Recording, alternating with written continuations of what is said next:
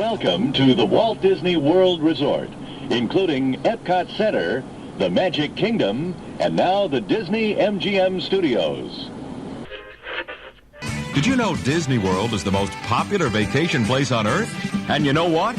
You're coming at just the right time because Disney has exciting new attractions like Legend of the Lion King, a spectacular new stage show in the Magic Kingdom.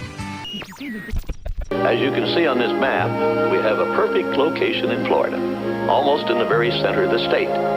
In fact, we selected this site because it's so easy for tourists and Florida residents to get here by automobile. All the thoughts he ever spoke appear in orange smoke. That's what makes the orange bird unique. Little orange bird. Little orange bird. Who am I? Why, I'm the real Hoot Gibson, that's who. I'm the star of a brand new Western show being made for Walt Disney World. I'm what they call audio animatronic. Disney Radio Weather.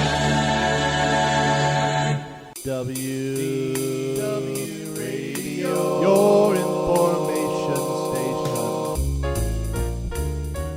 Hello, my friends, and welcome to the WDW Radio Show, your Walt Disney World information station. I am your host, Lou Mongello, and this is show number 223 for the week of May 22nd, 2011. From May 12th through the 15th, 2011, Disney's D23, the official community for Disney fans, held a 4-day event in Walt Disney World that included a 4-park scavenger hunt, as well as 2 days of speakers, presentations, and many surprises. Known as Destination D, the Florida Project, it celebrated Walt Disney World's 40th anniversary and will review the hunt and the event on this week's roundtable. I'll also tell you about the brand new Walt Disney World Trivia iPhone app and some more before playing some of your voicemails at the end of the show. So sit back, relax, and enjoy this week's episode of the WDW Radio Show.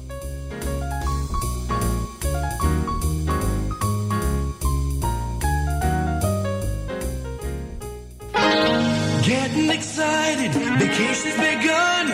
Ready for Mickey, time for some fun. It's gonna be great, I bet you can't wait. I'm going to Disney World. I'm going to Disney World. Sing this tune like the birds, say the magic. On May 14th and 15th, 2011, Disney's D23 official fan community held their second non-expo event known as Destination D.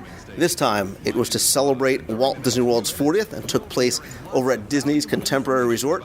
It kicked off with a 2-day, 4-park, incredibly hot scavenger hunt to really get people in the mood for what was 2 incredible days of great events and seminars and presentations and lots of surprises. And on this week's show, I wanted to recap not just the scavenger hunt, but the Destination D event as well. So I have gathered around the virtual campfire here a bunch of friends and some other people, including but not limited to Becky Mankin from MEI and Mousespan Travel. You can put yourself in whatever category you like. I was kind of scared of that.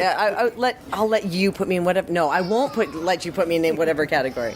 It's, of course, great to be here with you and experiencing this wonderful, wonderful event. It seems like old times. You and I are once again spending more time together than we are with our respective spouses. Yeah. So, my Orlando wife, Becky Mankin. And I am pleased and proud and honored to welcome back and introduce the members of my scavenger hunt team, really their scavenger hunt team. I was just holding the bag. You know him as Otisney on Twitter, also Scott Otis, also the man who I introduced does not like cheese. Hello, everyone. And the secret weapon for Team 312, Mrs. Scott Otisney, making your first appearance on the show. Welcome. Thank you for having me. 2 new friends and guests on the show, the newly married, I should say, at Walt Disney World as well, Andrew and Leah. Guys, welcome. Thank you. Great to be here. You guys know him as Jeremy Marks. Jeremy, welcome back. You were here for the last D23 recap. Yes, I was. And a man who is tall in stature, both literally and figuratively. Together, we are the visual definition of forced perspective. He is Henry Work, the beauty and the brains behind touringplans.com, StarToursLive.com, and the voice behind Betamouse.net. How's it going, though? I think it's kind of like an American Adventure kind of thing. I'm actually tall, but I think I need to be, like, brought down to 3 stories. You know what I mean? I don't know. Reverse perspective. Exactly, reverse, yeah. So, yeah, I want to, again, I want to have you guys come on and for really different reasons. Becky, because you have to be here. Scott and Jennifer, because you are teammate. Andrew and Leah, because you guys are new both to D23, the scavenger hunt, the Destination D event. And Jeremy and Henry, you guys have been here before. You've been D23 members before. You were at Destination D in Disneyland. Henry, you truly crushed the Destination D scavenger hunt out there. You participated again here. I want to get your opinions on that as well. So let's start off talking first about the scavenger hunt. Because in Disneyland, it was a one-day, correct me if I'm wrong here, 5-hour, 3-park extravaganza in 106-degree heat. They only have 2 parks in Disneyland, Lou. 2 parks. Well, so, Henry, I want to thank you for coming on the show. 2 parks and Downtown Disney. Right, and the resorts, right? So there's 4 zones. But, who's being technical here? Yeah, so it was a 5-hour. That was a 5-hour event. This one was a 2-day event. 4 hours in Epcot, 3 hours in Animal Kingdom, Hollywood Studios, and whatever that other park is. And so really, like, what is that? That's like 13 hours of crazy running around, blistering hot, lots of stuff. Lots of hunting. It was a hunt. It was a true hunt. It was truly a hunt, and it was hot. Unseasonably, really, for this time of year. They seem to have turned the heat up about 10, 15 degrees from what we had. Though the week before, really wasn't the heat. It wasn't the heat. Humidity was the heat. Knowing that they were breaking it up differently, did you approach this scavenger hunt differently? Did you prepare for it before you guys got here? Yeah, it was the one interesting thing was that you could choose. So once you got to a park, you had to finish in that park within that amount of time, right? So you got there, they marked your time.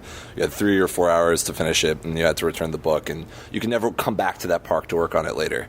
So I thought that was sort of the most interesting thing, was like you could choose. They chose your starting park. After that, you had to choose, okay, if you start in Epcot, what would you go to next, right? And you had from 10 a.m. to 9 p.m. on Thursday, and then on the next day you had 9 a.m. to 5 p.m. So you had to do all 4 parks, and you can choose whatever order you wanted other than the starting. So that was our first thing that we had to figure out, like what was our order. And we thought about like parade routes and crowd levels. Sorry.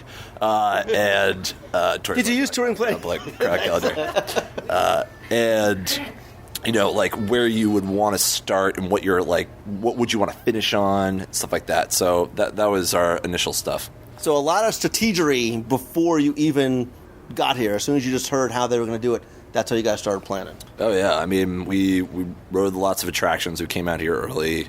We did a lot of research, took a lot of photos, took a lot of notes. So, like, people would be watching animals on Kilimanjaro safaris, and I was, like, typing in, signage, how many kilometers it is to the tent camp, on the ride. So, it was, a lot of people did a lot of trivia research. We looked at your trivia books. I'm sorry for all those incorrect answers. Yeah, those are total plants. But yeah, anything that you could do to sort of be able to quickly bring up knowledge on the day was key. Yeah, so you brought your sort of beta mouse experience, that convergence of Disney and tech together, and brought in a lot of, because it was allowed, there was no sort of restrictions on using any sort of electronic devices. So I saw people with iPhones, Blackberries, iPads. Tablets. Yeah. It was pretty crazy. I mean, we took notes and we took photos and we sort of used some of those, tried to categorize them as best as we could. But yeah, it was kind of interesting. I mean, you couldn't help other teams, and you couldn't really rely on outside help. But other than that, they didn't ban cell phones or anything. So you sort of had to do what you felt comfortable with. Yeah, and everybody sort of approached, I think, it a little bit differently. Right. You having seen the types of questions before from Disneyland, knowing it wasn't just what is the number on top of here. There was a lot of looking and counting and adding and look at the fourth letter of the fifth word of the dedication. So you had to find stuff and then do a lot more to it in those 1, 5, and 10-point questions. Andrew and Lee, you guys are relatively new D23 members. You were saying before we got started, Destination D and the scavenger hunt was part of that reason. So maybe that's sort of that catalyst that put you over the hump to finally join up? Yeah, absolutely. We had, we talked about it. We've seen the magazines when we've been here and been interested in joining. And once we started learning about the hunt and what was going to be and who was going to be at Destination D, we said it's time. We need to join. We can't wait any longer. So we used our last 5 vacation days for this year to come to this. So we're really excited to kind of do this and see how much of Lou we actually pick up from the podcast. Yeah, again, sorry about how you guys placed in the scavenger hunt. So 300, by the way. So thanks. I want to discount. You were in the top 350, which is nice. So, did you prepare at all for it, or was it just sort of going in and winging it, or did you guys make up any kind of strategy ahead of time? Despite the score, yes, we did prepare in advance. We reread some of our guidebooks and things about the parks, some Imagineering books to revisit the history, and we really didn't know how much hunting there was going to be, so we were really trying to learn all the little details and trivia and refresh some of that information. And so in some cases it paid off, in most of the cases it didn't. It was really more hunting. And then what I tried to do is kind of similar to Henry, go and find pictures of abstract things that we normally would not see in our own vacation. And I probably put 300 or so pictures together, but only 5 of them actually helped us. So we didn't have the luxury to come to the park to look at things in practice, so we did a lot of looking at our own vacation pictures and looking around online for little interesting things we may have taken photos of at one point or another. Yeah. And so did you find that it helped doing that research ahead of time? I would say yes for the most part, because at least we knew general areas of where things were, and even if the question we didn't understand the exact details of it, I was I do remember that from something we read, so we ran off to that area, and I'd say 5 out of 10 times that actually worked out for us. And actually the most important picture was the one of Henry that you had on your mirror as inspiration, considering that he and his team won the very first Destination D scavenger hunt out in Disneyland. Yeah, what a fluke. What was interesting about that one was no one had any idea what the scavenger hunt was, right? So, we didn't know if we were going to show up and they'd be asking us questions, inside rides, outside rides, things that were more general trivia, using, the opening date and then in interesting ways or whatever. But this time, people, both you and I did the Disneyland one, so we sort of knew what type of questions they were going to do. They really reused a lot of them, sort of the one things that always killed me were here's a plaque, now take the 8th letter of the 14th word and the first letter of the 64th word and all this other stuff, and then figure out the word jumble, and a bunch of those sort of crushed us. So it was similar in some ways. Very few things inside attractions. They mostly focused on general park stuff. The crazy amount of detail that are in the parks. I particularly like the studios questions related to sort of details inside of Hollywood Boulevard and Sunset Boulevard and stuff like that.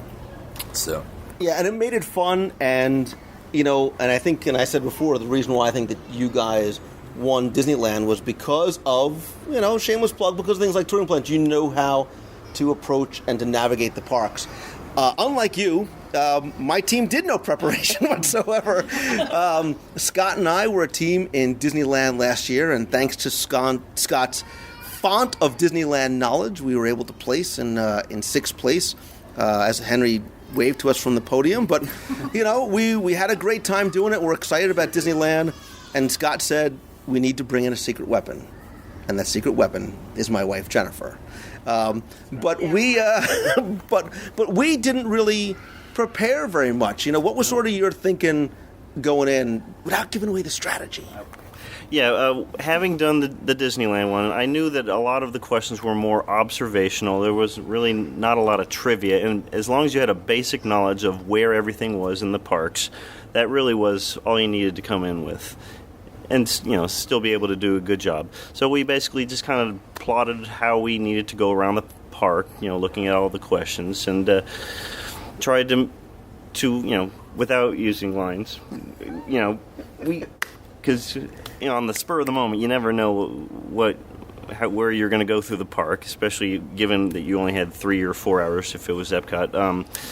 Basically, just to go through the park, just try to tackle as many as you could in the most efficient way possible. And with the 10-point questions where you had to do 3, 4, sometimes 5 or 6 steps, that was not always easy because you had to go all the way across the park sometimes, and then all the way back, and then you had 10 of those. So, yeah, it was not easy to plan how you're going to go through the park. So we basically just did the best we could with very little preparation. Yeah, and it very much, the preparation that was important, we found, was the preparation when you started, preparing to try and minimize as much as you could going back and forth. But no matter how much you knew, how much you researched, how much you had photograph-wise in a database, sometimes you couldn't avoid it if you wanted to tackle those big ones. Jennifer, the additional challenge that we found this year, too, was not only a very difficult set of questions, but in a fun, challenging way. But certainly the weather definitely played a factor on everybody as well. The weather was brutal, and I had absolutely no idea what I was getting myself into when I joined your team. So now that I know I need to work out, and I need to have lots of water with me next year. Yeah, I definitely felt like I got in shape, so I can justify everything that I've eaten. The 2 carrot cake cookies that I had today, I already had walked off in advance.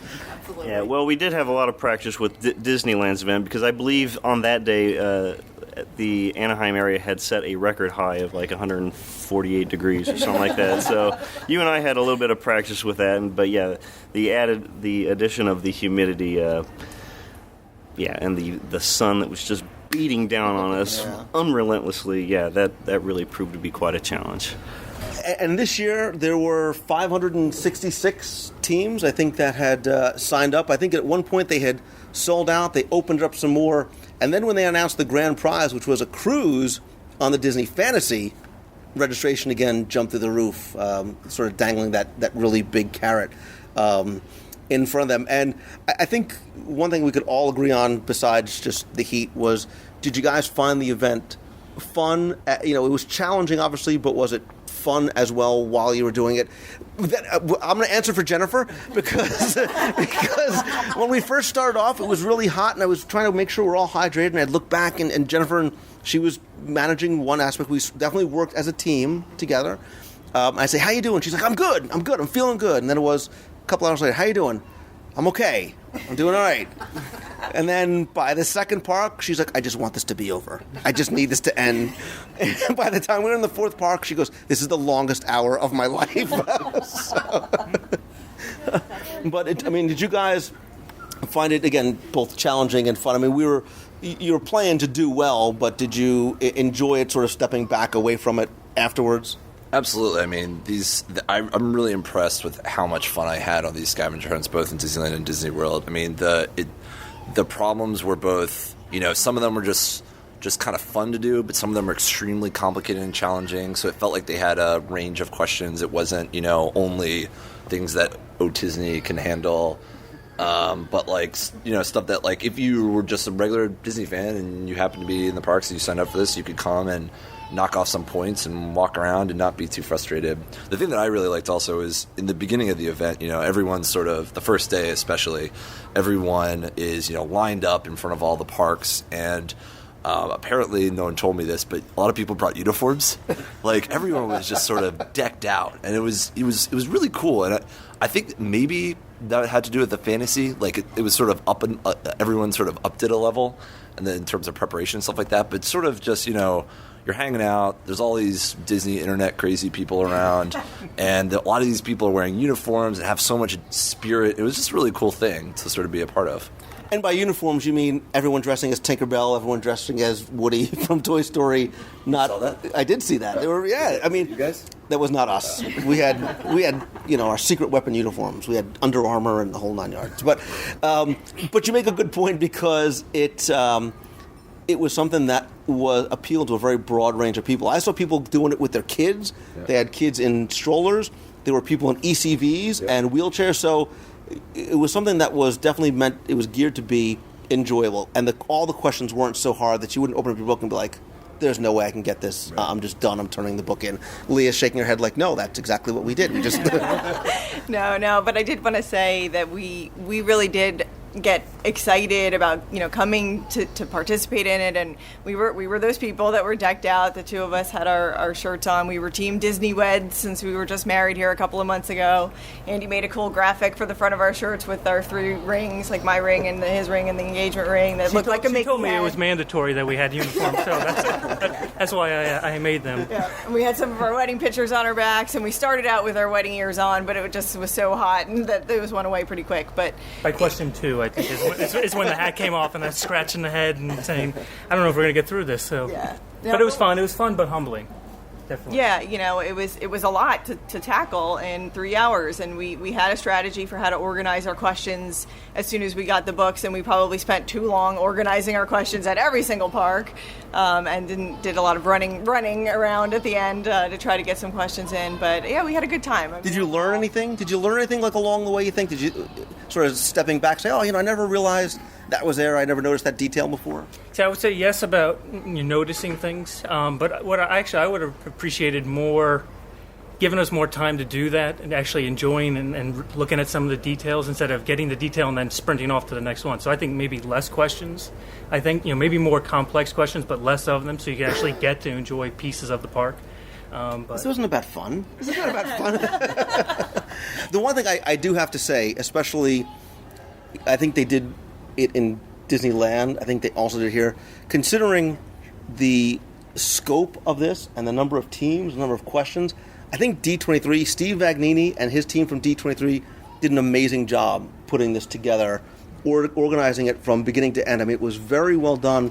I heard no complaints from anybody about the logistics of it from beginning to end. There didn't seem to be issues about that. They very much had this well thought out and well planned. Yeah, that's right. When I had first heard that they were going to do it at Disney World in 4 parks, with so many teams, I had no idea how they were going to pull it off. But they did seem to do it off without a hitch. I guess they did a quarter of the team started at each of the 4 parks, and they started with that. Started at the opening time of that park. 9 or 10 o'clock, depending upon the day. And so everyone got started then and basically got to choose a second park for that day and then do whichever 2 parks they wanted to the following day. And they had, the people at the tables grabbing the books or giving you your books right at the beginning and then taking them right at the end. So they had it down to a science, and they had, taken the books back to be graded or triple graded. Yeah, it was quite a feat, and I know that I have to give a shout out also to Sean and Laurel Slater and a bunch of other volunteers who, worked on their own time, putting all of these questions together. So that was, You're thanking them now, but you were cursing them in Disney's Animal Kingdom like all of us were. Yeah, that's true. That was it was a very challenging park on very many levels because of it's not that sort of hub and spoke, and there's a lot of back and forth, and they turned the heat up there just a little bit higher, and it was that second day, and it was crowded that day too. Yeah, absolutely. I mean, that park felt so much larger on Friday than it has felt when I've been there in the past. And I think the questions there, it seemed like they were a little harder to identify. It wasn't stuff you were going to know as readily as maybe the other parks. I will give you a lot of credit because I've never seen anybody get to and from Rafiki's Planet Watch as quickly as you did. So you were a trooper, and I want to congratulate the team that won. What are they called? The People Movers, I believe. They did an awesome job. The top 20 scores were all very, very close. And I say this only to congratulate Scott and his wife because you guys crushed it. You guys did an awesome job. And by just about 7 points, we came in second. So thank you for having me on your team. And you give me a little fist pump there, brother. You crushed this. You guys were awesome. Well, you were quite awesome too. So we were a team of 3, and so nobody holds a backpack and gives you guys water like I do. But the question, secret weapon, Jennifer, is this: Oh no. Would you do it again next year? Yeah, that's a tough one. I'm going to have to think about about that. 'Cause I will ask you after the Advil and the ice packs kick in. get back to me in a few weeks when I've recovered from this one. Would you guys do it again? I can tell you're newly married because you looked at each other first. I would do it, definitely. I mean, actually, now I've seen the questions and kind of understanding the strategy. We'll have a better strategy next year. I think, we do it again. And newer shoes, and better shoes. We had said it was very challenging. It was really hot. It was really stressful. And we had some moments where the Disney weds were thinking, "Are we still going to be married at the end of this competition?" My ring came off a couple times. Not by accident. Not by accident. But it was just so fun being there and being part of it that I think I wouldn't want to be left out. So I would definitely do it again. So they sort of didn't give us any hints today as to what is going to happen. They talked about Destination D being an off-year event, meaning they were going to be doing them on off Expo year, so it was going to be Destination D, then the Expo. They did the Destination D and the scavenger hunt here in Walt Disney World this year, even though the Expo is coming up, obviously, to celebrate Disney World's 40th anniversary. Henry, is this something you'd like to see happen every year, every other year, or sort of maybe alternate coast to coast? How often do you think they should do something like a scavenger hunt and then obviously tying it in with Destination D? Yeah, I'm waiting for Destination D Shanghai. It's a good question. I mean, I don't think they're going to do a Destination D this year in Disneyland because of the Expo, but I'd certainly like to see a Disney World next year. I mean, I think everyone had an overall great event. I'm sure we'll talk about the actual the main event, but yeah, I mean, if there's the Disney online community is only growing, more people are interested in this stuff. D23 is hopefully growing, and they should do this every year. Yeah, well, let's talk about the actual event itself, because all of you here obviously participated in that. A number of us, Jeremy and Henry and Becky, we were all out in Disneyland last year. When they announced Destination D Walt Disney World, we all looked at each other and were like, yes, this is, because for a lot of us, this is more of our home park, something we were really excited about doing. Jeremy, you actually live more close to the west. You're out in Utah. Was this a no-brainer for you? And if so, was it because of how much you enjoyed the first Destination D? Oh, yeah, this is a no-brainer. The moment they announced it, we were just, okay, let's get this thing scheduled. Let's find out what the dates are. Let's be there. Destination D out in Anaheim definitely was a big factor of doing this, because it was so fascinating to be able to sit there and listen to Imagineers and other people in the community speak about their love for all things Disney. And so coming out to Walt Disney World and being able to see, I mean, one of the big factors was we knew the archives didn't start until after Disneyland had opened, so they were having to go back and try to find things.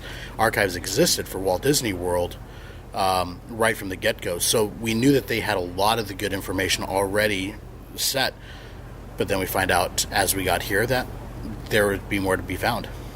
Yeah, and I think the interesting thing about Destination D is it's, as much as it is about history and what's in the past and what's maybe coming in the future, it's also about the present. And I think they try and come up with an event schedule that is something that's going to be accessible to everybody, not just the hardcore uber geek Disney fans, even people, Becky Mankin, that maybe haven't been here. You know, the first time they came was in, 2009? 10? Oh, geez. It wasn't that bad. But, all right, you've been posting. Describe Horizons. You've been, what? What's that? No, see, seriously. No, honestly. So when was your first time coming here? Because I'm interested, because you obviously aren't as familiar or interested in or realize it maybe about the history of Walt Disney World as much as Disneyland. Right, because I grew up at Disneyland. I'm the West Coast park, is my home park. But that is kind of an interesting... The first time I was here was in 1996. So as we were going through... I know, he's rolling his eyes. So as we were going I was actually just wondering if Leah and Andrew were born yet in 1996. As we were going through each of the presentations, I was sitting there going... I wish I would have been here to see that. You know, some of the attractions and some of the things and some of the entertainment that was here, I hadn't had that opportunity to see. And you're like elbowing me going, did you know that? Did you know that? Do you know that? It's like, no. And now, I kind of feel sad that I didn't get to see Horizons, or I didn't get to see some of these other attractions. My Mr. Eggs impression didn't resonate with you because you had no frame of reference. But let's move. No, you were the one that mentioned it. Let's move on. Let's move on. There's other people that are like me out there listening to the podcast right now, and for that, I think you should explain your Huevos impressions, and I think you should actually. Let's just say that the heat and the humidity and the barking dogs got to me. And probably by the middle of day one, I was singing Blood on the Saddle and doing my Mr. Eggs from Kitchen Cabaret impression, probably way more often than Jennifer wanted to hear. But it was all part of the strategy to throw off the other teams. And maybe we should have you do that on stage for 2.0 cruise. What do you think? Well, let's move along to Destination D, because there was, like Disneyland, the schedule was packed. You're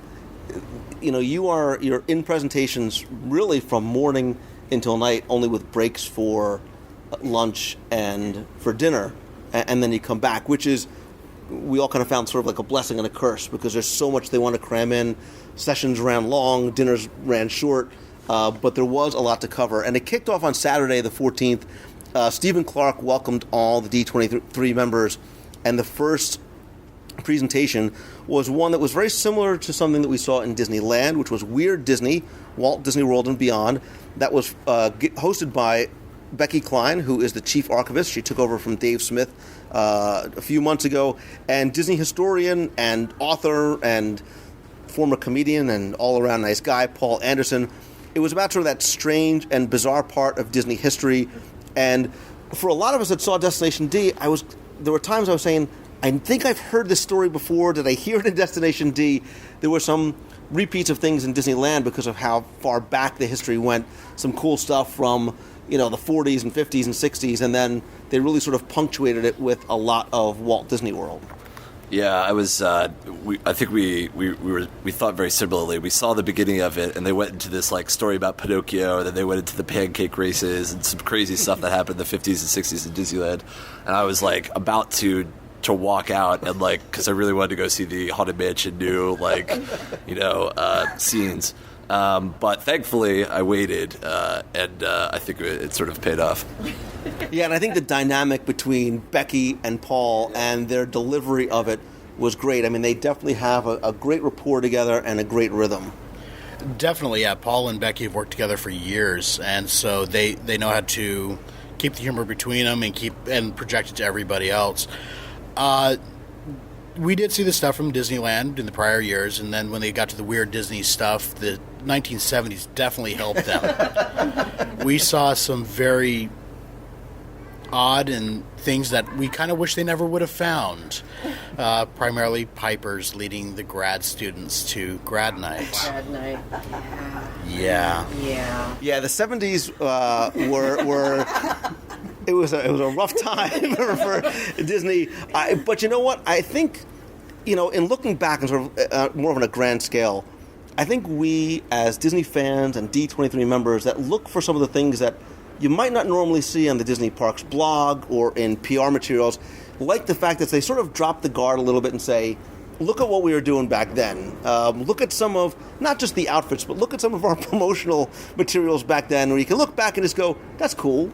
I will say that the Weird Disney presentation they gave at the Disneyland D23 was my favorite. It really was my favorite. And I was looking forward to seeing this one. And yeah, they repeated a couple of things, but it was great to see it again.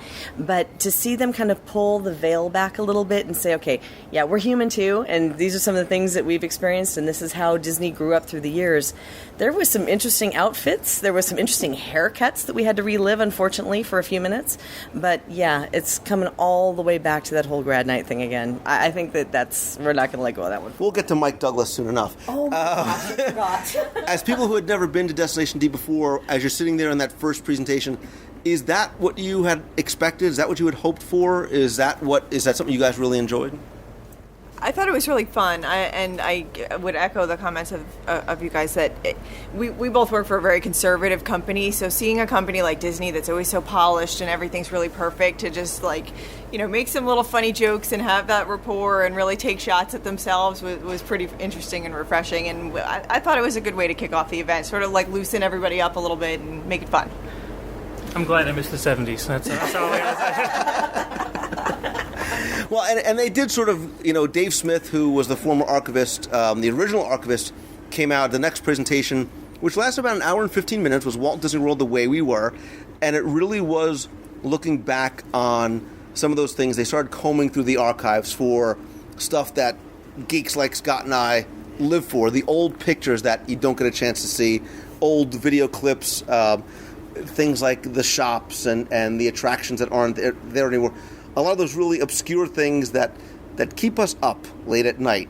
Absolutely. Yeah, he had a big slide presentation with a whole bunch of photos in natural color, basically of the construction of Walt Disney World and basically, the hotels, the Magic Kingdom, and then he also progressed through the construction and a lot of vintage photography of also the Epcot and its huge construction, and then going through all the other parks as well. It was quite amazing. A lot of neat stuff that I've never seen before. Yeah, you mentioned Epcot, and after a lunch break, we had a 2-hour break for lunch. We have to remember that when Walt's original plans for the Florida project, for what Walt Disney World was going to be, really centered around, literally and figuratively, Epcot. And I was happy that the next presentation broke that out separately. It was Epcot, Walt Disney's Great Big Beautiful Tomorrow. Paul Anderson, again, longtime Disney historian, works for the Family Museum, which everybody should go and see, and author. He used to publish a great magazine and has written a ton, speaks all over the country. And Steve Vagnini, who was Dave Smith's intern and now works for the Walt Disney Company, really a big part of putting this event together, did a fantastic presentation, I think, on Walt's vision of Epcot, not the theme park, but Epcot, the city, what they were able to dig out of the archives and put together and recreate and introduce to a lot of people, like Becky, for the first time, the Astuter Computer Review and Mr. Eggs and some of those other things, but really more about the building of the city and sort of carrying Walt's vision forward. A lot of things that we, like Scott, you and I, we like the old books and the ephemera and trying to do the research, things we didn't see a long time. And I have got to say, I was so impressed with Stephen Vagnini. That was the first time I saw him speak in that type of environment, and he was so comfortable and so well-spoken and really made you, the audience, feel comfortable. It was sort of a conversational kind of thing, and we'll talk more about how that dynamic came through, and I think was some of the presentations that really resonated with people. What did you guys, especially as being more Disneyland people, think of that? Yeah, I thought it was really fascinating. I mean, Steve started off talking about how Epcot has this mystique, right? And there's all these opinions and theories about what Epcot was supposed to be and what would happen if, Walt lived 10 more years and all this other stuff. And I thought it was really good to start, literally from the beginning and talk as the plans progressed, and then after Walt's passing, how the company continued. And I think this presentation made me feel like, I couldn't really get this thing elsewhere. I could pour through Epcot books, or, I could, research heavily online to see what people have said about this. But I thought it was really cool. It's like these guys probably know more about Epcot than anyone else. And because I was here, I was able to, get this information. I probably won't be easily accessible, again in the future unless they release the video of it. So, it was pretty cool. Right, I think that's one of the benefits. People talk about becoming a D23 member and the benefits of membership. These are the kind of things that you're able to get exposed to either at the Destination D events, at the expo, online, on the things that they put out. And I think, too, as I was watching this, I'm going, we could build this. We could have done this thing. It made sense. And you're right, 10 more years is what they sort of almost ended out with as to that realization of this really becoming a city. Yeah, and the other thing I would say is that this was by far, I thought, the most sort of scholarly, presentation. This was, wasn't, a far cry from Weird Disney, you know what I mean? So it wasn't, talking about attractions that they're going to build or anything, or a look inside Imagineering. This was a really, really good lecture on Epcot. And I literally sort of went back to my best classes in college, you know what I mean? And it wasn't boring at all. So I thought that was really cool. I mean, it shows that, the archives and the people who work, within the company have, serious sort of, they've got some brains. It was actually kind of nice to get that background and get the detail, because what I knew of Epcot in Walt's vision was what you saw as you were going past it on the TTA. You know, you see the mural and they do a little, quicker, the model, and they do a little quick thing on it. But I didn't really know how it translated from where it was when Walt was thinking about it and announced it to what we ended up with. So there was a lot of information that was wonderful to hear, to pull those pieces together. They kind of made you feel as though they were taking you back in time, sort of going through the steps at WED as they were putting this together, and they animated some of those static drawings. And I know Scott and I were sitting next to each other like, dude, this is awesome. Exactly. Yeah, a lot of people don't realize that when Walt basically was planning the entire Florida project, not including the Magic Kingdom, basically even coming to Florida, the Epcot project was what was the end result of all that, and so it was going to be part of Plan 2, or Phase 2 anyway. And so, it's just seeing all of those things about all the transportation, the ways they were going to do that and integrate it with the community and the industry, and how it was going to be this giant community here in Florida.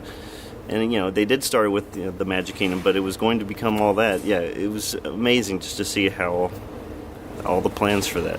And how different what we have now is from what they had originally envisioned as far as what Epcot would be and what the rest of Walt Disney World would be. We know about the airport. We know about the industrial park.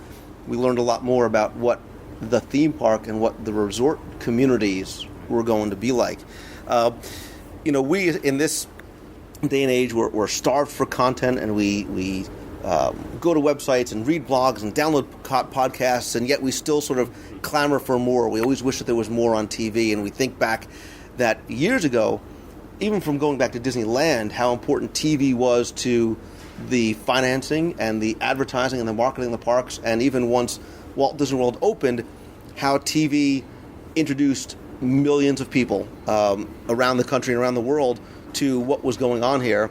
And unfortunately, a lot of those shows have gone away. Sometimes you can only catch very staticky, not so great Betamax to digital copies on YouTube. But Tim O'Day and Rob Klein, who's one of the archivists, and again, Disney, Tim O'Day has worked for the Disney company for years. He's an author, also another historian. You put him and Paul Anderson together, there's quite a font of Disney knowledge there. They go back to Disney on television, not just from what Disney put out, and so those grand opening specials and things like that, but the coverage of Disney World and how important that was. It was great to see remastered copies of opening ceremonies, and Bob Hope standing right by where we are sitting right now, stepping off the monorail and seeing the Contemporary for the first time, and getting a real knee-jerk reaction from Bob Hope. But things like I alluded to, the Mike Douglas special, and the Cosby show, and some of the things that the news media produced and Disney produced.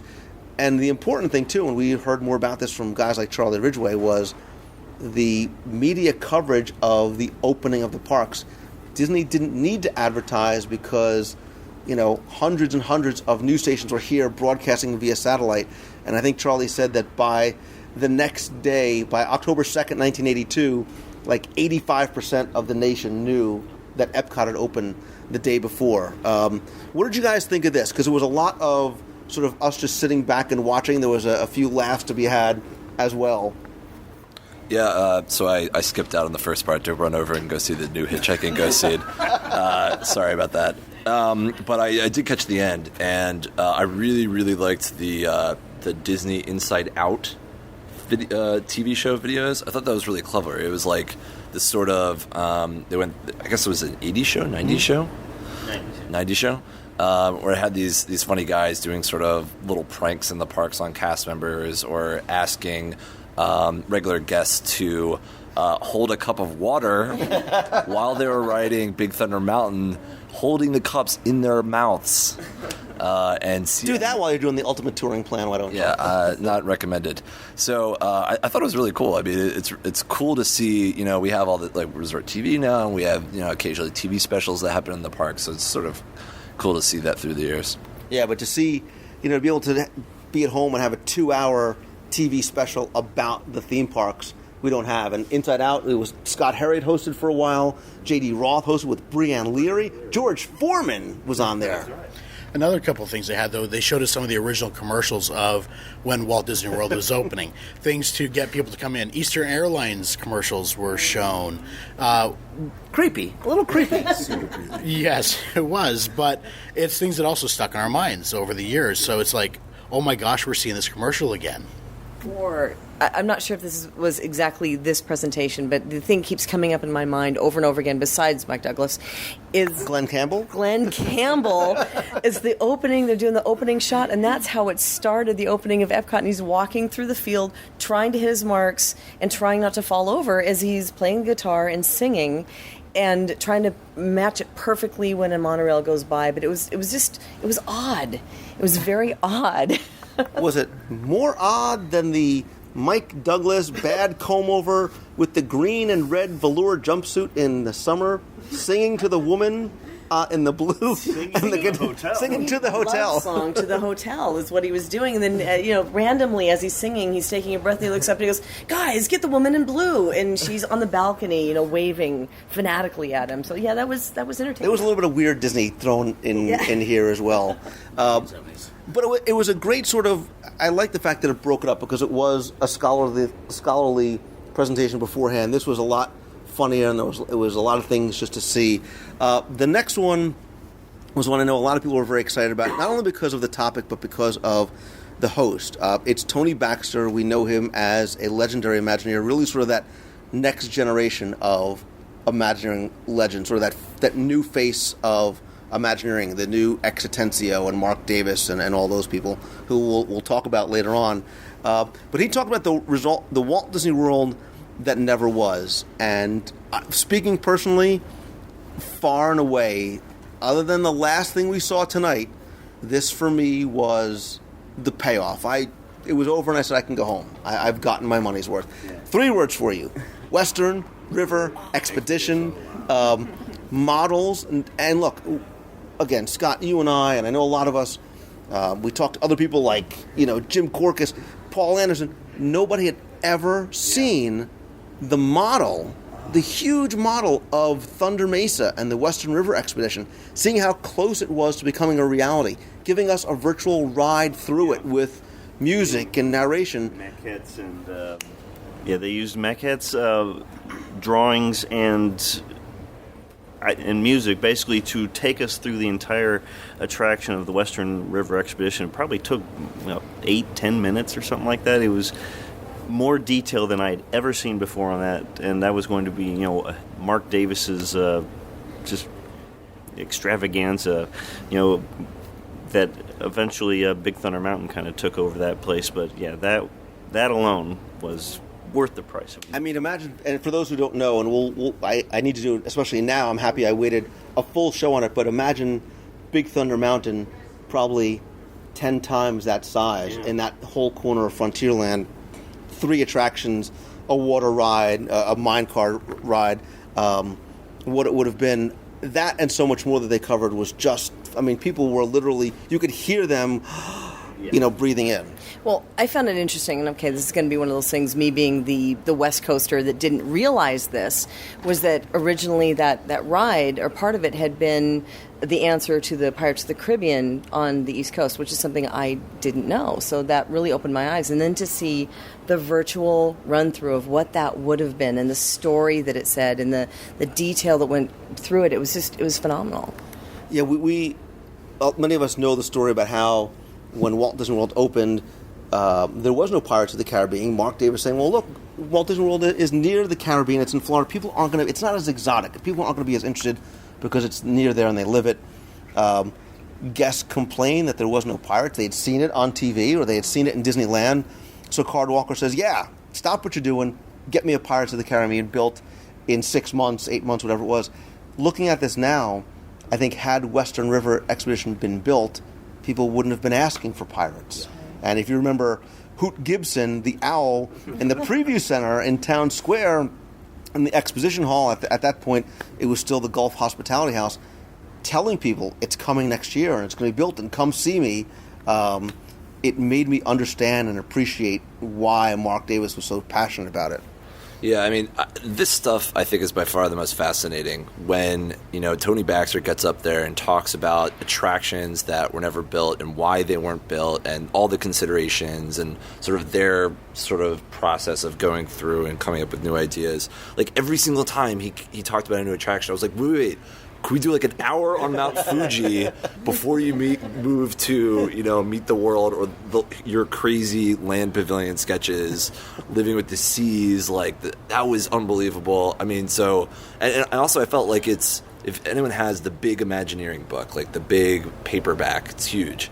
And then they came out the next iteration. It was essentially like that book, like coming to life and like actually having Tony Baxter narrate with way more concept art than you could shake a stick at. So. And stuff that none of us have ever... I mean, they even said... Tony said, I haven't seen this stuff. I've never seen this. They combed through the archives to find it. And again, as D23 members, I felt privileged to be able to let them share that with us. Well, when Tony was up there speaking about these different items, he also focused on resorts that were talked about but never came out, items in World Showcase. And when he talked about things in the Magic Kingdom... He did not mention the Western River Expedition yet, and I kept wondering, when are we going to get to it? When are we going to get to it? And then he goes, and then I'm sure what other people are wondering about, and then he went into the Western River Expedition. I have to say, like he said, there's concept art that he had never seen before until a couple of weeks before, and it was ones that obviously that we never had, and I just remember looking at you and Scott both going, oh my gosh, build it now. And we're all just going, wow. In my head, I'm actually going, take what's there now and just get rid of it and build over, please. No one will mind if you do that. Yeah, and you even alluded to how different the makeup of the resorts would have been. A lot. We've talked about the resorts, the Asian, the Persian, the Venetian, the ones that were announced and never built. But the whole idea of the Magic Kingdom sort of being off on its own, being surrounded by 9 different motels and hotels of names that none of us had ever even heard were, what was it, like there was a Cape Cod resort, the Chinese resort, the Dutch resort. Yeah. Another item, though, what I guess was supposed to be over by India, the India resort, was a boat ride through another dinosaur land area. So they'd have the dinosaurs there and everything else. It's like, what? And a monorail that went through the Magic Kingdom. It went through Tomorrowland and came out. So there was so much detail in all the things that they were showing us, and I was sad in a way that was the first one that they said absolutely no photography. So you were trying to soak up every single piece of detail, the print on the side, the blueprints, the pieces, the artwork, trying to embed it in your mind, and it was kind of difficult. I wish we could have walked away with some. And I will tell you that I was conflicted because when I went in, I wasn't tweeting a lot. Like, I wasn't really, because I wanted to just not miss anything. I didn't want to be looking down at my phone, so I felt guilty that I couldn't share a lot of what was going on there detail-wise. So a little bit for selfish reasons, but I enjoyed that presentation immensely. What would have been great is that if you could take a picture and then later on go blow it up to 160 times just to read some of the little handwritten notes that were in some of the corners on some of that stuff. It was incredible. Yeah, and again, it wasn't just sort of a slideshow like you had back in 7th grade. I mean, they did a phenomenal job putting these together. After a dinner break from 8 to 10, and again, this was a long day. You're going from 10 in the morning till 10 at night. Tony Baxter came back again with Tim O'Day, and it was from the vault. It was Walt Disney World Resort on film. So instead of seeing stuff that was done on TV, you saw a lot of theatrical and internal promotional materials, again, that they sort of pulled out from the Disney archives. What did you guys think about this, sort of being able to sit back and kind of just be narrated through, but getting a chance to watch things that most of us as guests and even cast members had never seen before? Well, for me, it was kind of awe-inspiring. I've growing up, I was born in 76, Lou, not 96, by the way. So, first time I went to Disney was probably like 82. My father worked for AT&T, so we actually got a tour around Epcot. But, not having been there before and not being of an age probably to really appreciate it, getting to see it from that perspective, I feel like I missed out a lot in my childhood not going to Disney as much as you guys probably had. So it was I was just sitting there like, eyes wide, just staring. It's like, I got to get this on camera, and it's like, no, I actually got caught in trouble too. So I put my camera away. So it was awesome. Do you feel like it helped you gain maybe a better appreciation of what you see now by either knowing what was planned, what wasn't coming, how different it might have been, and even maybe how Disney sort of was trying to present it to guests then versus what we see the way they present it to us now?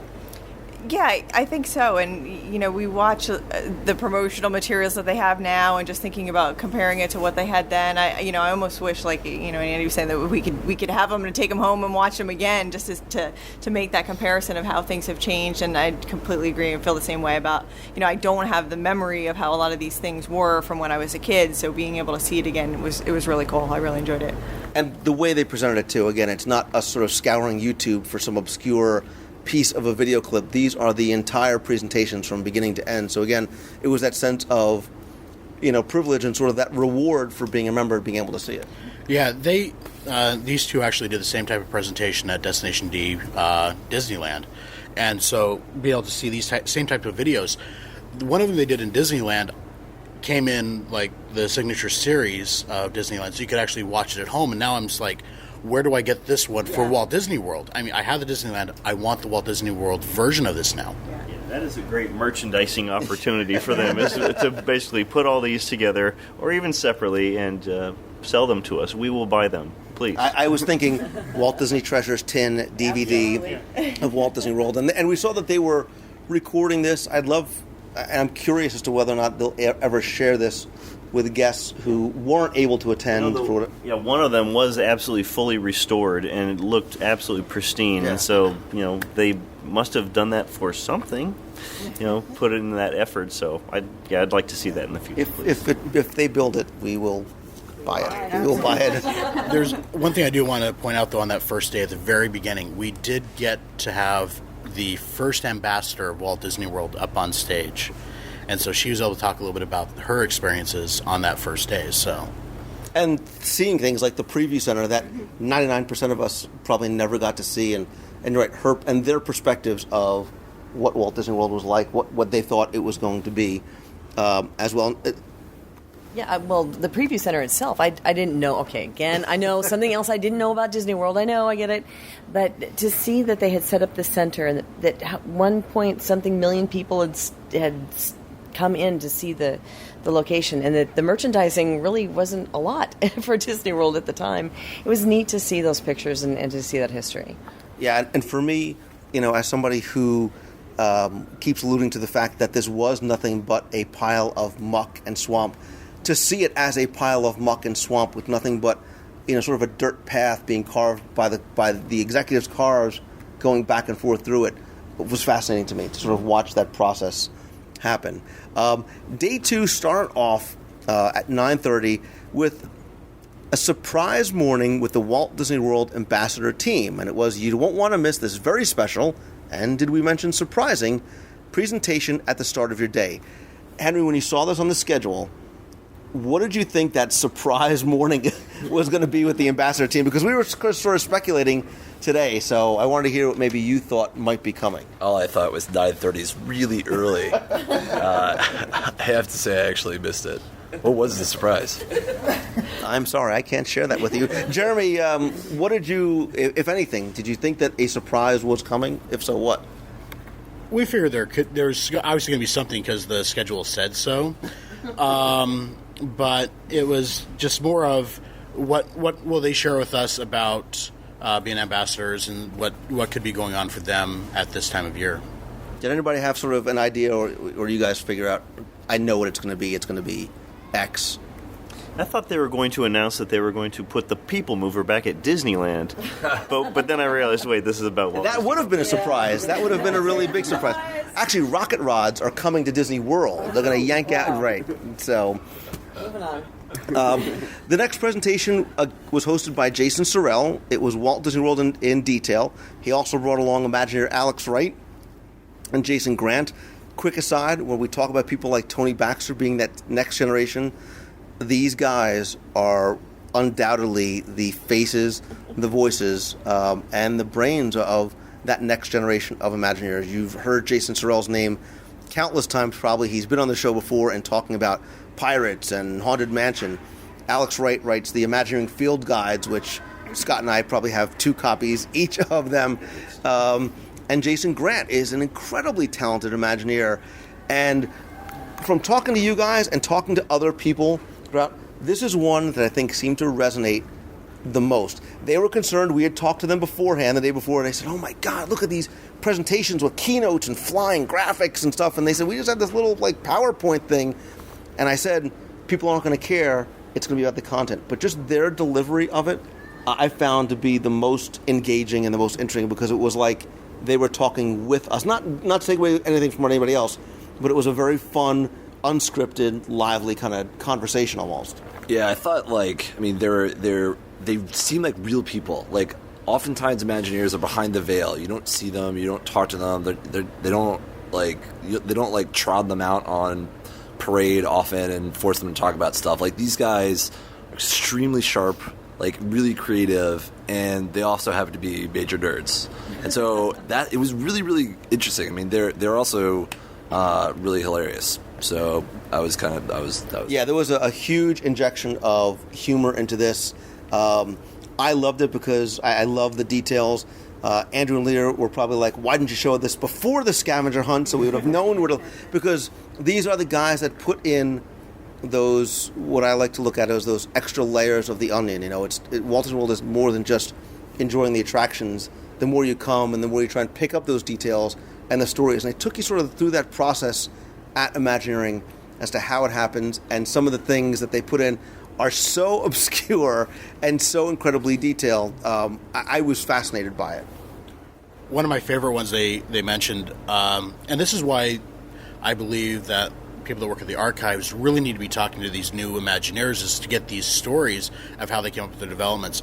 There was the banners at Epcot, and there's a shape that's on there that you don't really ever notice, and we all thought it was Horizons. Yeah, we were sitting there looking at it going, okay, that's cool. And you see the pattern as it's going from top right and working its way down to the bottom left. And it turns out it's actually patterned off the stair at the People Mover that's going up to the upper level. And if you look at it from the side, that's what the shape is. And no one knew that except for him. And so these are the types of things that we're all just fascinated about. And these guys, the banner between them is really keeping it going. So these are why these things are sticking in our minds. So please get more of these stories from these guys.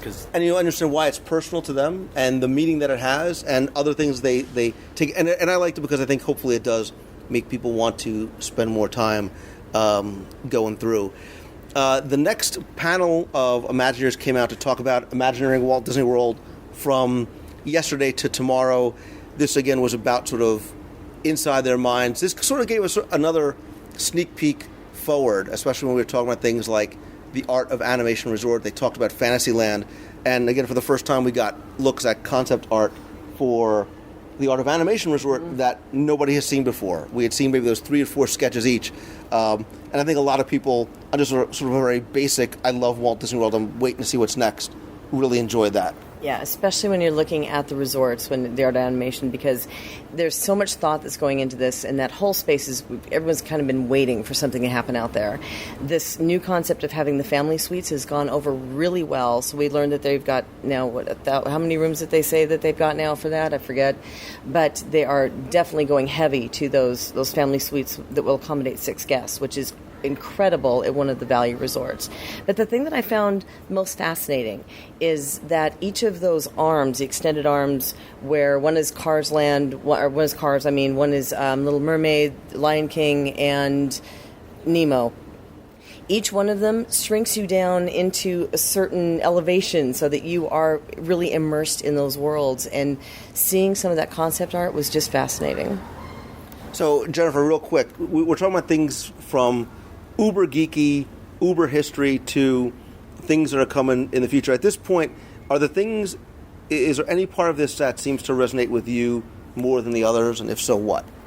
I really found more of the history more interesting, and some of the discussions that came later that we're going to talk about more really resonated with me, just because, like you said, with Alex and Jason, it was very unscripted, and you didn't really know what they were going to say next. So it was very interesting to kind of hear them, just something comes into their head, and they're like, oh, we have to tell you this story. So that was all very interesting to me. So did you feel that you liked hearing sort of those unscripted stories that just sort of, everybody's sort of nodding. This is an audio podcast, by the way. Yeah, it's those unscripted stories that you enjoyed almost, maybe not more, but just in a different way than you do sort of the more academic presentations or even the visual stuff, like we saw with this Imagineering Yesteryear to Tomorrow.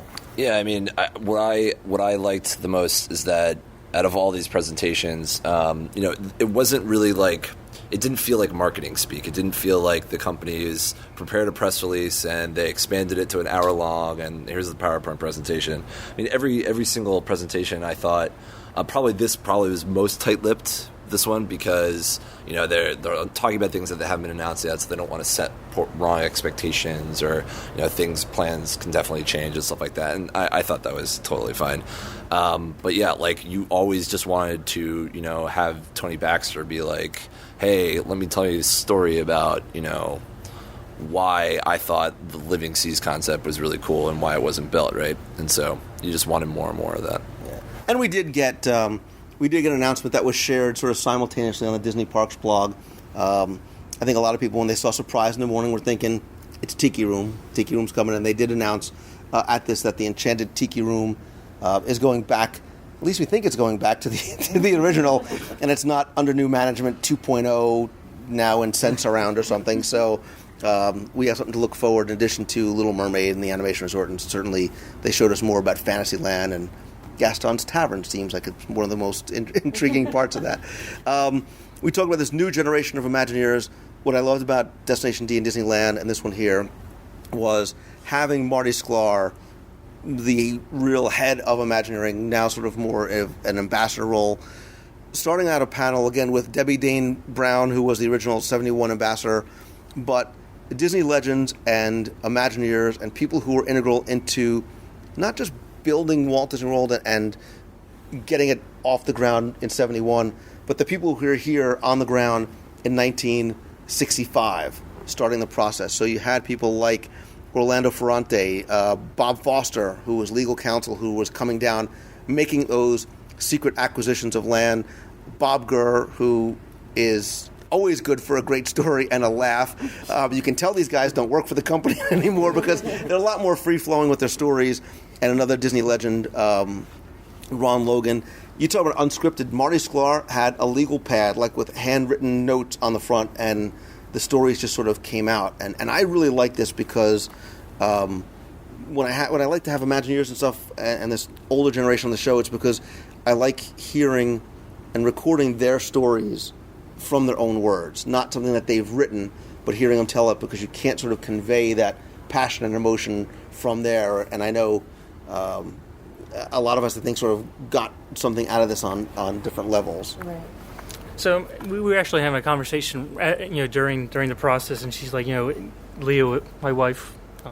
It's hard to say that, but I'm not used to it. It's easier, don't worry. But yeah, so we were talking, and even though we've heard the information before, hearing it coming from their mouths, actually, it made it ring a little differently, and it kind of added a little oomph and plussed it, so to speak. So it was really rewarding.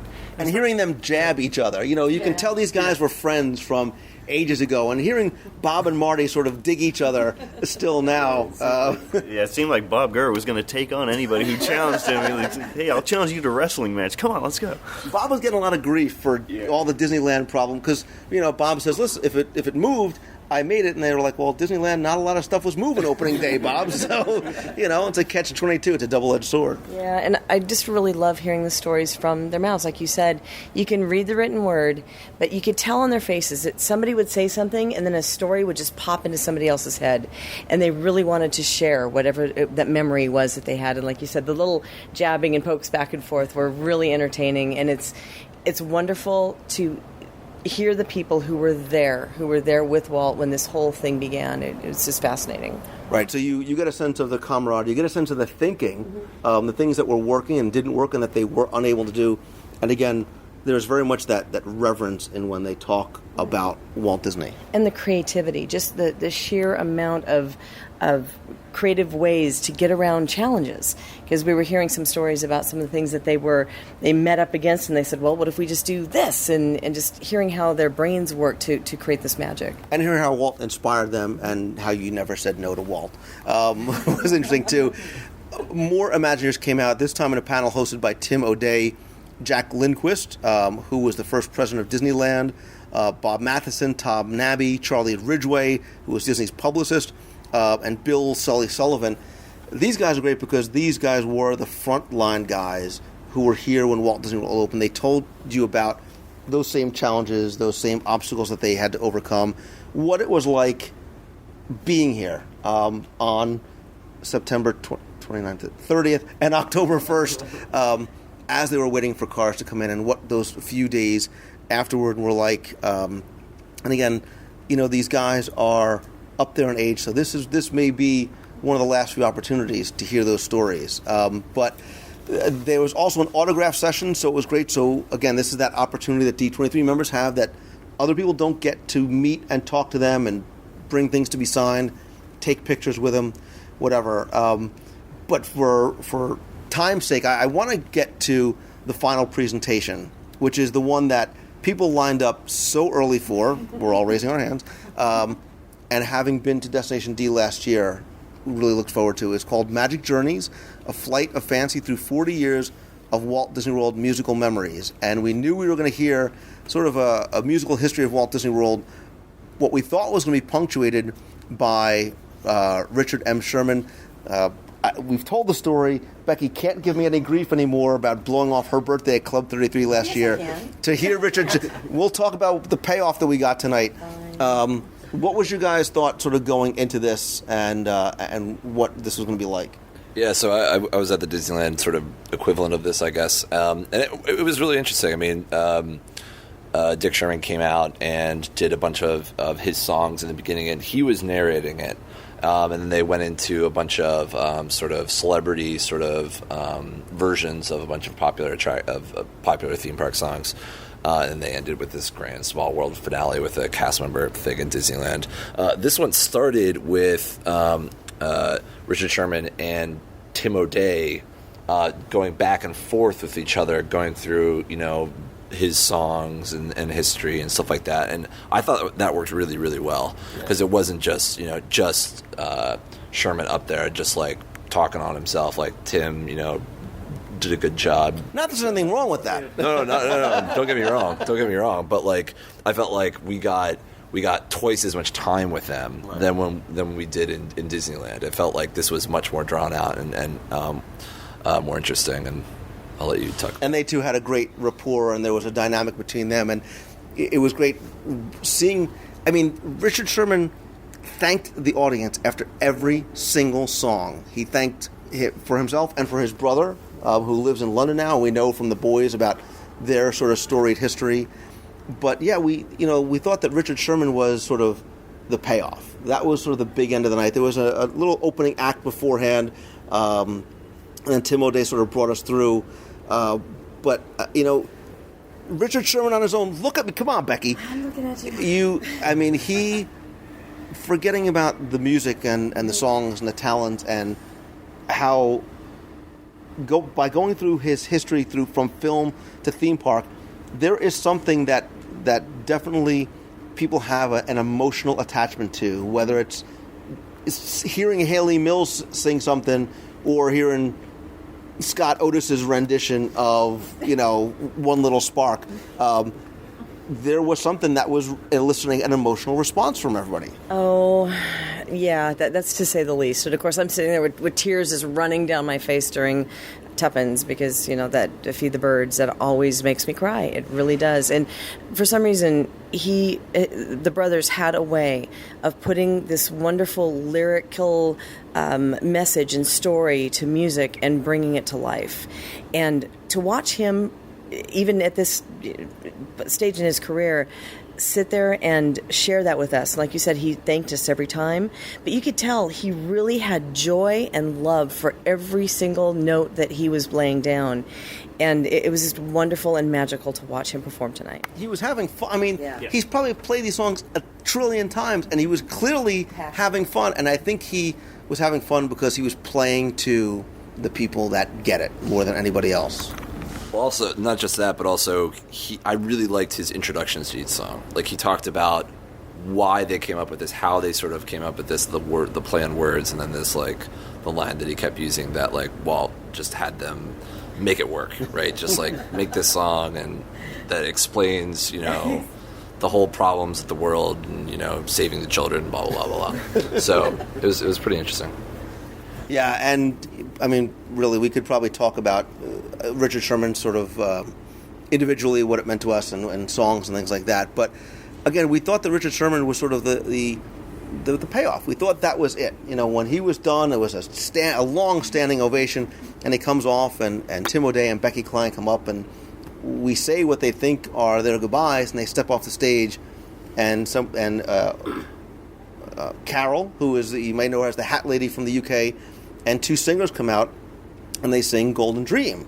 And it's a tear fest out in the audience, and again, we think maybe that's it. And then as it comes to its conclusion, Encore, which is the Disney, is that what it's called, Encore? The Disney World cast member choral group. I'm looking to Scott for some sort of visual. I need to stop you because I believe you were forgetting something. Yes. Wait, was it before? Oh, it was before that. Oh, wait a minute. I have them out of order. Sorry. First of all, it's 11:45. We've been going for 4 days straight, so I had my order. Exactly. It's 12:40. Is it 12:45? And I can't tell time. Our secret weapon has to get up for work in like 2 hours. All right, let's move fast. All right, so I apologize because I did get it out of order. Because you're right, it did happen during Richard Sherman's thing.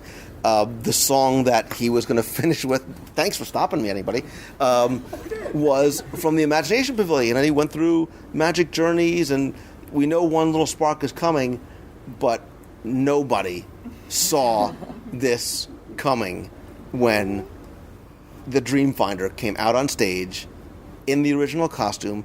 It is the original Dreamfinder with Figment, with the original puppet in his hand. So cool. Flames from the side of my face.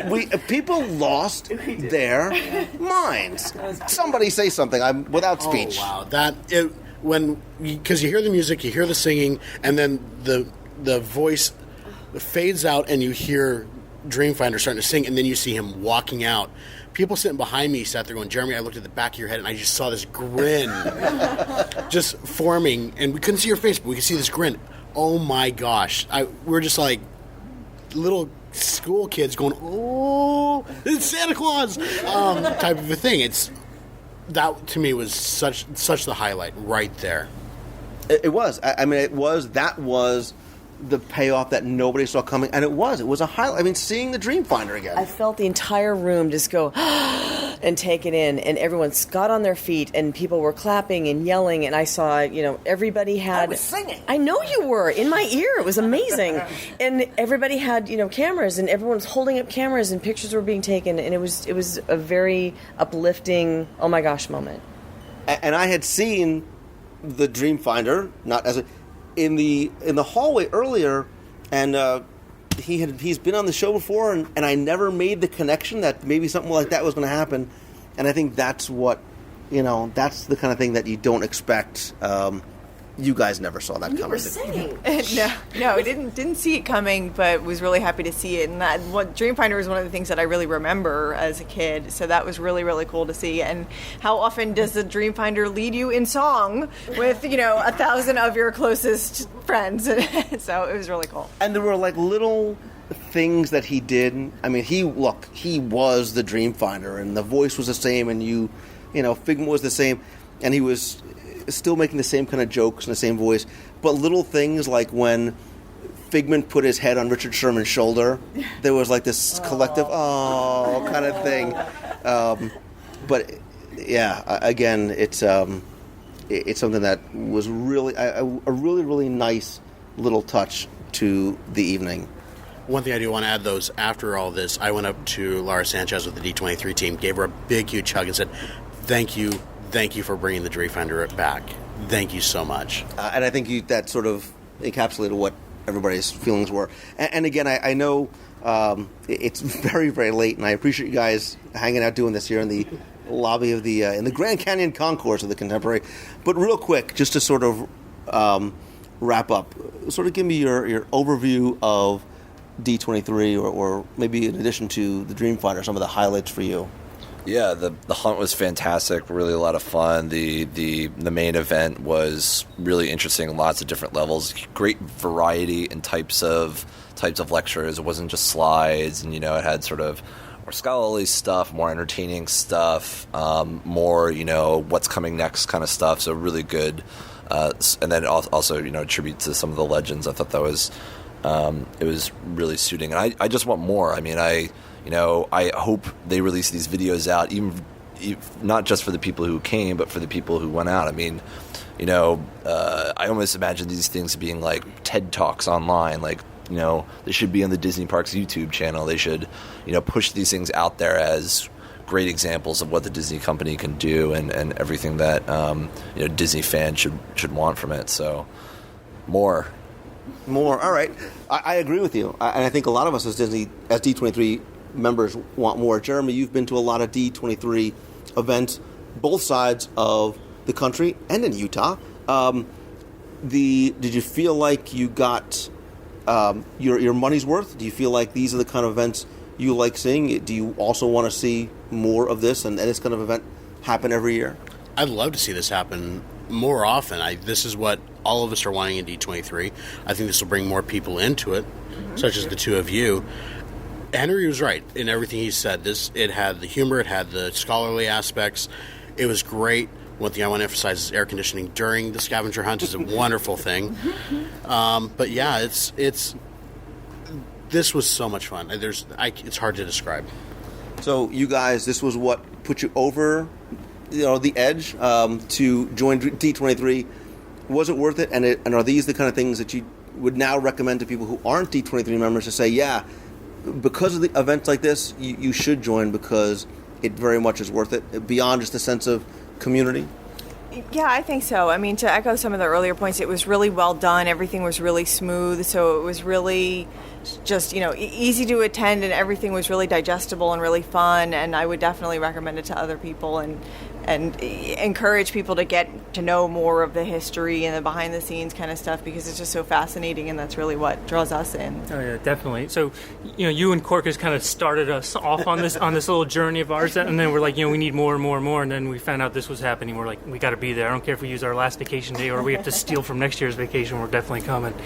So then the things I think I liked the most were definitely the old photos, the structural, because I went to school for engineering, even though now I'm in computers, but that was when I saw those, I was kind of like smiling, kind of like you guys at the end here. So, and D23 by definition is meant to be the official community for Disney fans, and we see from a lot of these events, they do try and do things beyond just sitting in seminars to try and foster community. And even tonight, they had a sort of please sort of hang out and mix and mingle with one another.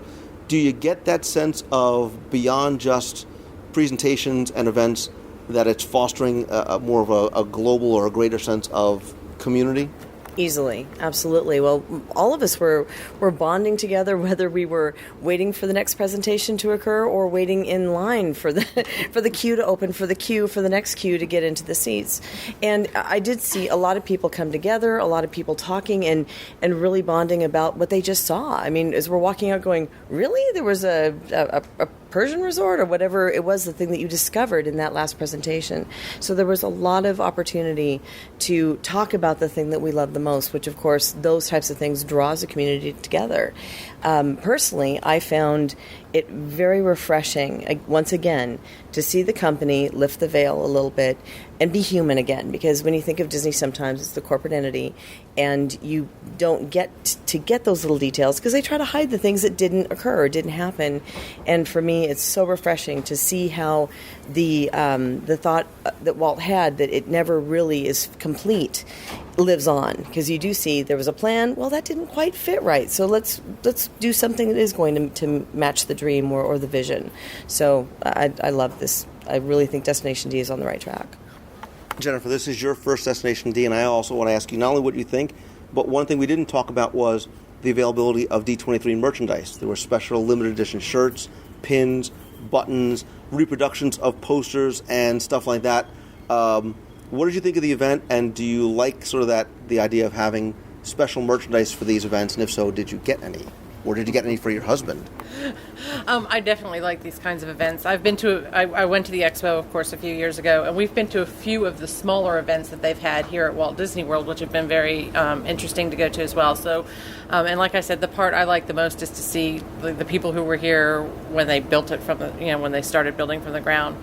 As far as the merchandise, I never made it to the merchandise table. I never made it. Merchandise. No presents for Scott Otis? No presents for Scott Otis.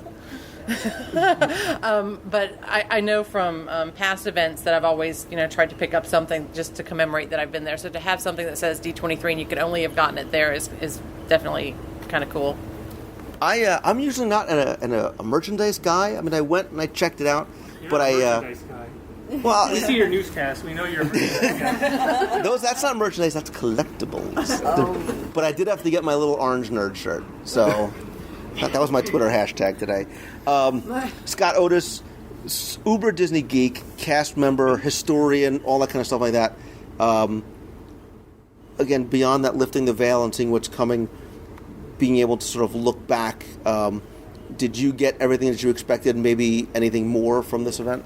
Absolutely. Everything that they showed us, all of the Tony Baxter presentations, Jason Sorrell and Jason Grant and Alex Wright, and everything that I'd seen, all those great movies that I just had, I maybe had seen once way back in the early 80s. Yeah, I got everything and more, and I want more. So, yes, please, more of these. So. Well, you guys all seem to be echoing the dynamic of people that I was talking to in between sessions and in the hallways, and people I was eavesdropping in on online, was they were having a great time. They were having fun, no matter how tired they might have been, Jen, after the scavenger hunt. And it was full of little surprises and big surprises like Dreamfinder and the rousing concert at the end and that sort of very emotional payoff at the end. Yeah. Why you give me the surprise look? Because I was just thinking, you're right. All those little surprises come along, like finding out that there was an egg and it sang, and that you knew how to do the impression. Just saying. See, I can't do it now because I'm laughing too much. I certainly feel the same way. This far exceeded my expectations. I loved the one in Disneyland, although that wasn't sort of my home park. I couldn't wait for this, and my expectations were exceeded. I thanked them personally as I saw them, but again, I think huge thanks and gratitude has to go out to the team from D23 because of the job they did putting this together. All the presenters, you can see this is not something they threw together last minute. They worked long and hard, and we know Steve Vagnini has been combing through the archives for a long, long time, and I think a lot of us wish we could sort of be in some of these guys' positions because of what they got to see and what they were able to share. Yeah, I know that Steve Vagnini has been putting in 100-hour weeks these past few months, working really hard, getting all of these presenters together and combing through the archives, trying to come up with all this. So definitely a huge shout out to him. Well, and I think we'll just sort of sum up in the legendary words of Mr. Eggs, who reminded us that he won't forget the licking he got from that big chicken. Now he gets his poultry from the store.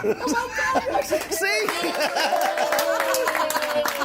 You got the Dreamfinder and you got the Mr. Eggs impression. So Becky Mankin, Secret Weapon Jennifer Otis, Scott Otis, Andrew, Leah, Jeremy, and Henry Work from Tory Plaza and Beta Bells. and StarToursLive.com. and the free Lines application and so much more. Guys, thank you so much. You guys made the event for me so much fun. A little self-deprecating at times as well. Great time in the scavenger hunt and great time just sharing this together. You know, we all sort of sat together and it was just a lot of fun. So thank you. And Let's do this again. And take us out with a little blunt on the saddle, why don't you there, Lou? Go ahead, Scott. I don't think that's going to happen this evening. It's too late. Oh, and the batteries are dying. No. You could do many things. You could widen your world if you had wings. If you had wings, had wings, had wings. If you... There was blood on the sand and blood all around and a great big puddle of blood on the ground.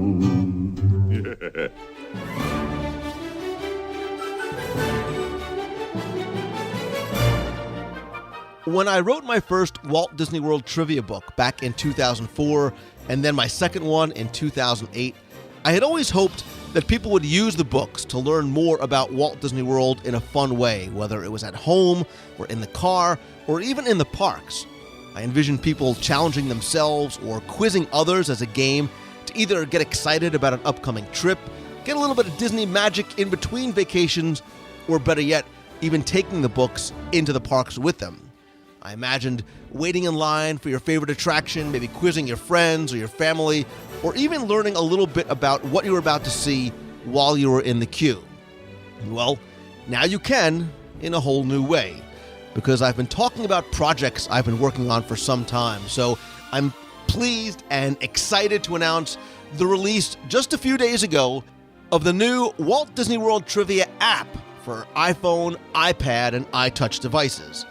The app has nearly 750 multiple-choice questions that cover all 4 theme parks, every Walt Disney World attraction, almost 90 different rides and shows, and like the books, in addition to the questions and answers, you get very detailed answers that give you in-depth historical and background information, secrets, fun facts, lots of new details that hopefully will add some new dimensions to your enjoyment of Walt Disney World.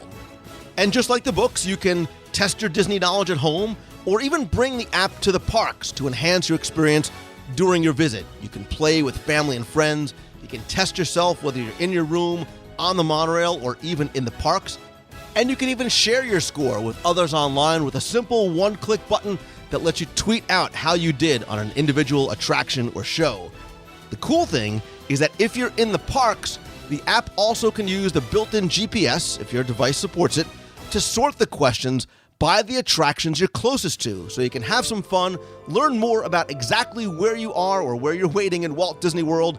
You can also sort the questions by area or lands, or even by name, so you can find your favorite attractions and shows really easily.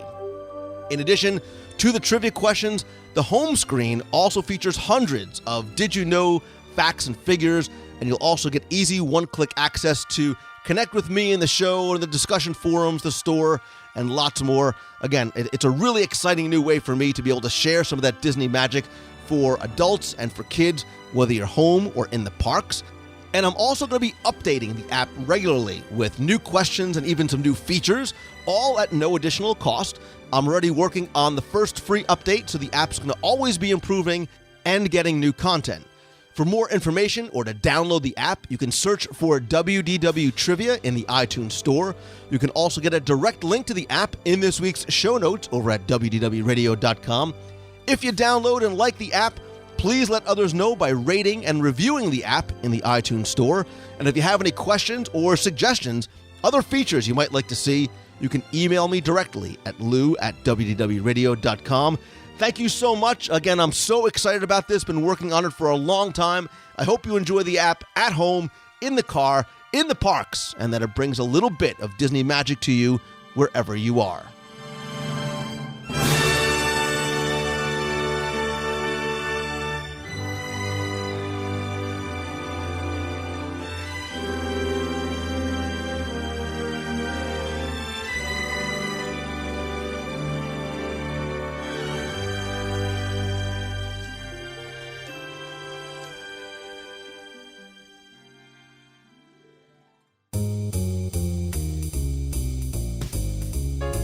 That's going to do it for this week's show. Thanks so much for taking the time and tuning in this and every week. Thanks also to my guests on the D23 Roundtable, and thanks to everybody that I had a chance to meet over the past few days, both at the Destination D and Scavenger Hunt events, as well as at the Meet of the Month this past Saturday at Disney's Hollywood Studios. Before I get to this week's announcements, I do have to express my condolences to the families of Lori and Glenn Holland, who lost their lives in the tornadoes in Joplin, Missouri just a few days ago. Lori was a part of the WDW Radio family and a member of the WDW Radio running team, and she actually just returned with Glenn from celebrating their 15th anniversary in Walt Disney World just the day before. I said from the beginning that I consider listeners and readers and friends, etc., to be part of our extended family, and this loss truly reflects that sentiment now more than ever.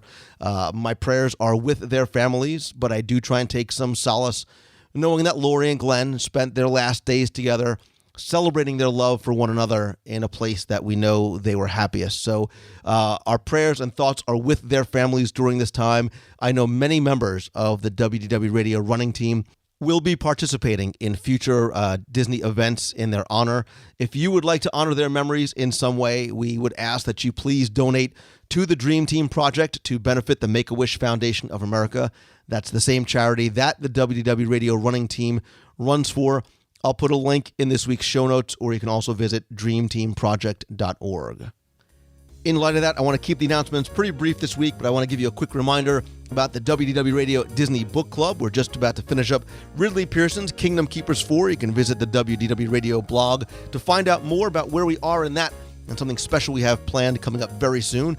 You can also find out more by visiting thedisneybookclub.com. It's free and, of course, open to everyone. In June and July, we're going to start reading Pirates of the Caribbean, The Price of Freedom by A.C. Crispin.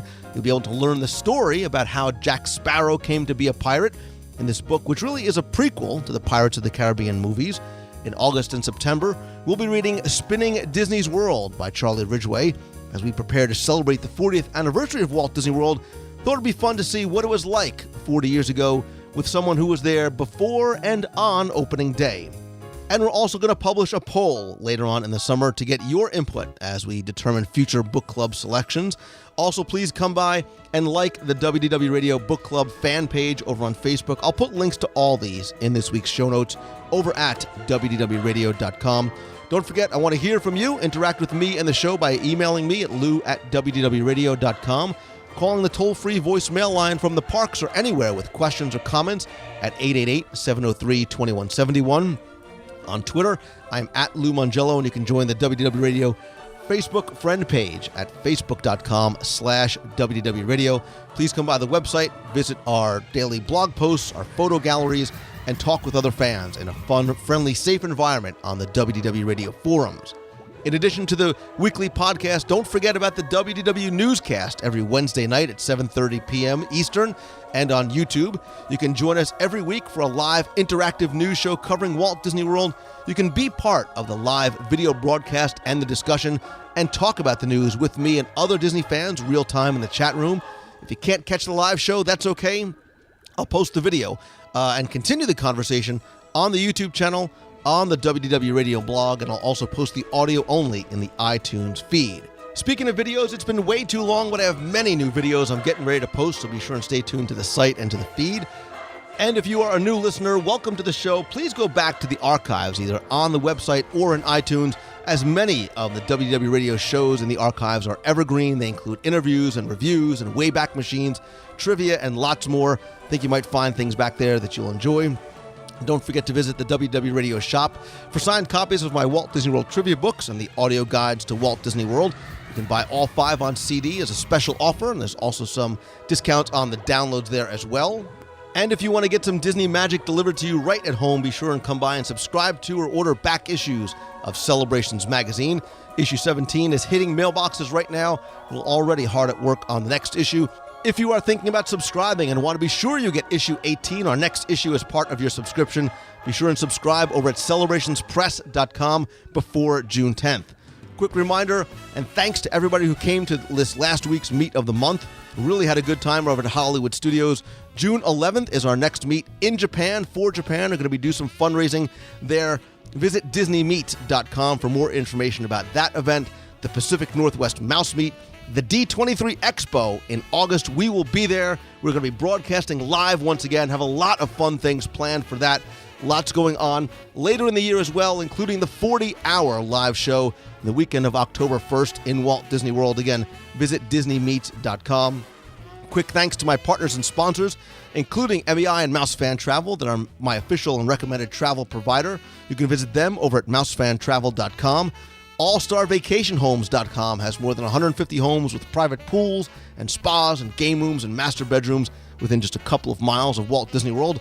For a great meal and some wonderful entertainment in downtown Disney, you can visit Bongo's Cuban Cafe. They're located right in downtown Disney and have indoor and outdoor seating, live entertainment on weekends, and of course, some wonderful food. You can also check out their menu at bongoscubancafe.com. If you're looking to stay within the heart of Walt Disney World, I love the Swan and Dolphin. In addition to the 17 world-class restaurants and lounges, I just ate at Blue Zoo yet again this past week, and the world-class Heavenly Beds and the Mandara Spa, lots of other Disney benefits. Check them out over at swananddolphin.com. As always, my friends, and you are my friends, whether we have met or not, if you like the show, all I ask is that you please help spread the word, let others know about it, tweet out that you're listening, share a link on Facebook. Please come by, review the show, the free WDW Radio iPhone app, or the brand new Walt Disney World Trivia iPhone app over in iTunes. And I want to thank you once again for taking the time each and every week to tune in and listen to the show. So until next time, I hope you find the inspiration and the motivation to begin to pursue your passion and follow your dreams. And when you do, always keep moving forward. Thanks again for listening, everybody. Have a great week. See ya. Hi, Lou. Kenny from West Palm Beach. Met you at the Destination D at the Contemporary Resort. Had a great time. Next time we meet, we should have a little bit more time to talk. The event was awesome. Tremendously awesome. Can't think of a better word to describe it. And it ended with the musical representative extravaganza, including Dreamfinder and the choir and the marching band and everything. That was the capper of the best event I've ever been to at Disney World. Being a fan and enjoying all the music that the choir sang from the Epcot area was amazing. The whole event was capped off with that, and it was just tremendous. I'm so glad I went to it. Sorry if you missed it, guys. Love your work, Lou. Keep it up, and keep reaching for the stars. Hi, Lou. It's Darlene Miyagi from West Seneca, New York. Just wanted to call in and say hi, and thanks for all the shows that you've done since the cruise. I wish I was going on number 2, but I don't think we'll be able to make it this time because my dear daughter will not allow me to go without her again. So hopefully the next one after that. Loved the Just Turkey show that you did, the 2-parter. Choked up still from listening to him talking about getting those personal boxes from the archives and stuff for the museum. My husband and I are going to try to plan a trip to California sometime soon, and that is definitely one of our stops. Disneyland and up the coast to San Francisco to see the museum. And I got a surprise. I am going to Walt Disney World and staying at Animal Kingdom Lodge in almost 2 months. My wonderful friend who has BBC had extra points and asked me to go along with her. So just a girls trip. So I'm so thrilled. I'll be calling in from the park and from the resort. Looking forward to chatting with you. Have a great weekend, everybody. It's Friday. Bye. This is a dream of mine to come on your radio and be on WDW radio and let my voice be on the show. So thank you. Have a nice day. WDW radio. What's your name? Reagan. You've got a friend in me.